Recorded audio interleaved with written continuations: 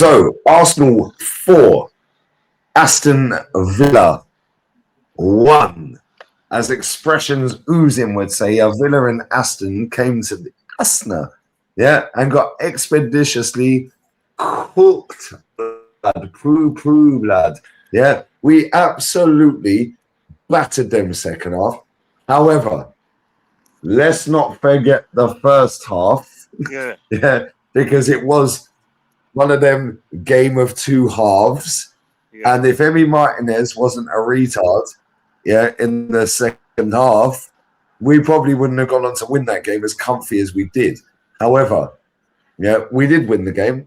And this is a stream, and a football discussion show, solely based on opinions, and football analysis only. Everything here is about football. Nothing is about politics, personal target, or hate. Make sure you follow Kenny Ken 1972 on Insta. I will share your video straight afterwards. But Kenny, bruv, I swear you must be absolutely buzzing because that first half, I bet you were biting your nails off, mate. Second half, we battered them. I'll tell you now. I think what's happened is that sometimes you got to remember that sometimes football's a game of two halves. Like you can talk about the first half and say yes, Villa got in amongst us. They're winning the battles, especially Onana. He got a lot of he made a lot of runs. He created a few chances for Aston Villa. However, Villa, if you're on top, you score. I've always said it in the last few years, especially last season as well. When you're on top against Arsenal, you've got to make sure that if you throw your punch and you throw your right hand, you've got to land on the button. If you don't hit that button, then what will happen is that when you tire, we'll go for you. And that's exactly what happened in the second half. Second half, I thought, when Onana went off, the energy went off, they brought on McGinn. And I always say that when you slow the game down, nothing wrong with slowing the game down. As long as if you've got a player that's got pace, then you're fine. You play a slow tempo, but when you can change, when you want to change that tempo, you do need energy. And Onana gave him those legs. McGinn, on the other hand, what needs time on the ball. I think Rodgers needed time on the ball as well. Both of those players got robbed in possession, and that enabled us to win the game. I thought the first goal, I don't know what Martinez was thinking of, thinking for some reason that the referee's going to get him out of trouble. Well, not on my watch. Not on my watch, Lee, mate. Martinez made a fumble. He thought the referee would help him out. Not a chance. Good header by Magalhaes. And then the second goal, Odegaard and Zubimendi, both like I said, combined. Zubimendi made it 2-0. And I thought both of them were fantastic in the second half. When we up the tempo, they'll get on the ball. And I think there was glimpses of both of them where they were trying to, force the game. I think what's happened is they raised their game because we knew Declan wasn't playing. Declan's an important player for us. Is he our best player? That's up for debate. But one thing Declan does give us, he does give us a lot of energy. And when you give, it means that other players have to put their hands up. We knew Gabriel Magalhaes probably wouldn't last the full game, but while you're there, you've got to make a difference. I mean, there are a lot. The positives, we won. Jesus comes on, scores. Another positive. The goal was class as well. What a fucking goal that was, Kenny. Yeah, but that's Jesus all well. When you've got the movement, you get into good positions, you open up your body, and that's confidence. But that's what you normally got at. He got the pass he needed. I think we could have got a fifth when Saka, got the ball, and it was a case of Saka saying, "I want my goal as well. I need my goal." So it was one of those things where, you would have liked Saka to make a pass. Greedy, but and that's one of the downsides. But you have to say that sometimes Arsenal need to play a big team in order to raise their game. They need to make a statement. They need to be doubted by the public, doubted by the fans, and that's when they do that, are doubted by your fans and are doubted by the public. That's when Arsenal thought, you know what, that's going to motivate us. My brother was telling me about Villa fans feeling really confident, thinking that they were going to win today, and I think we saw that and we came. But it was only because in the second half we upped the tempo. If you don't up the tempo, guess what, Lee? What happens? you get in a situation where, because you haven't upped the tempo, you let teams get back into the game, and that's what we did. But today, we must celebrate. We have made a statement. You know, we beat a very good team. We beat a team that won 11 games in a row. We beat the team that's supposed to be on the best run in Europe. Yeah, best run in Europe. They've got a fantastic manager, good players. But guess what? This is a learning curve for them where, you know what? They got away one at Chelsea, where Chelsea battered them, dictated chances. Villa got a bit of confidence, and they won the game.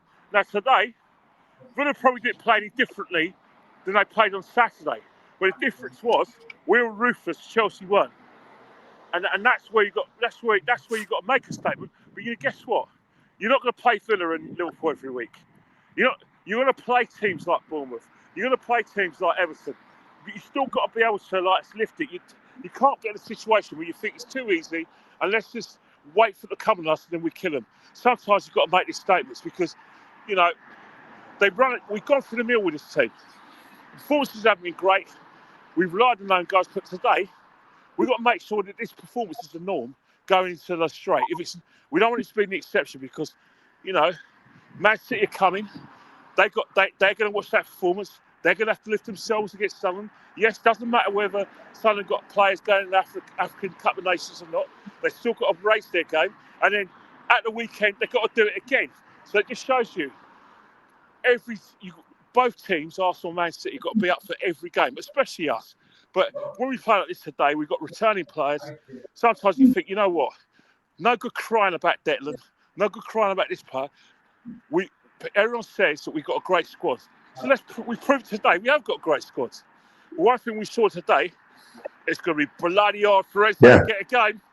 Bloody hard for him to get a game. You know that? Right, mate, and they never touch pitch. Ethan never touch pitch. Yeah. And the reason why he ain't touched Just saying. No essay. Yeah, but at the end of the day, that's justified. If Odegaard plays like that, then there's no need for him to worry about his place. There's no need for us to even talk about he was purring in that second half. Odegaard was purring in that second half at times. Yeah, he was purring at times in that second half. But this is the thing, yeah. Right. I don't know if it was because Arteta wanted to make a statement against Emery. Yeah, because it's Unai Emery and he has the sign over us, Yeah. As soon as that fuck up from Emery Martin happened, I swear it was like he just let the handbrake off and we just went all at him. Yeah. And it was like, why can't we do that every week? Because if we do that, we win the league, Kenny. Yeah, but sometimes it's not. Let them play the ball. We batter everyone. Yeah, but sometimes it's not that possible because at the end of the day, we played well today. Why did we play well today? Because we were motivated. I'm not saying we weren't motivated for any other game, but when you've got a team like Aston Villa, everyone's talking about them being title contenders. Everyone's saying that they could get something today. That motivates you. You don't need a team talk when people think that Aston Villa are gonna get something today and may even nick the game like they did against Chelsea. That's your team talk done. Whereas games where you do think, you know what, sometimes we should win this game, but sometimes we just can't lift ourselves. You know, the opposition is doing things, making it really difficult for us. We're doing all the good things we normally do, but we can't score. And then we get a deflection, and then this opposition think, you know what, we've got nothing to lose, and then we make heavy weather of it, and that's how we've been playing. But when you play a big team, and every time they say it's a 50-50 game, now don't get me wrong, at Villa Park, it could have been a different game. But when you're at the Emirates Stadium and you're playing at home, you have to boss the game. You have to make sure that you're in my turf, you're in my back garden, you ain't getting anything from me. You're not taking a piss. And I think that performance in the second half signified all those things. Don't take the piss in my house. Yes, you beat us, but we're better than you, and we proved it today. And that's what we did. We were ruthless. We showed no mercy. We had that foot in the throat, which is a cricketing, like I said, analogy, and we did it today. And you can't get better than that, Lee.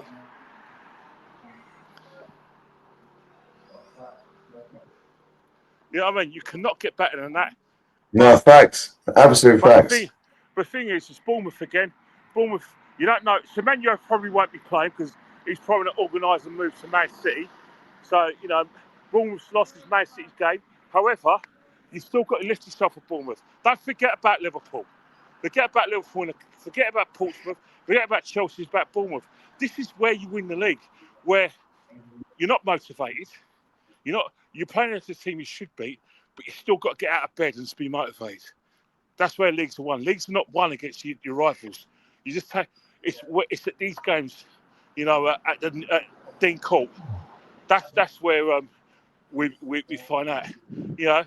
Not playing too well. But I will say though, if we do go back to our bad old ways, is it sustainable? I don't think so. We'll get a bloody nose because as I said before, teams in the Premiership, when you least expect it, will take points off you when you don't expect it. So we've still got to be motivated. Players have still got to, raise their games. Only guy's got to play. Too many's got to play. And Guy Caress, Jason's just coming for your shirt. That's all I've got to say. There you go. On that bombshell, mate. And yeah, I'm going to the club, mate. The Wi-Fi here is fucking awful. Yeah, because this idiot ain't got proper Wi-Fi. So get yourself home safe and sound. Yeah, hopefully this comes out crystal clear to everyone. If it don't, then blame Northside. Wi-Fi shit. Hey, don't worry, it'll come out crystal clear. I'll make. Don't get it wrong. Like we didn't think we were going to win today. Or we didn't think we were going to win well today. Look what happened. We won. So your wife will be fine. Don't worry about that. On that bombshell, we're out. Love.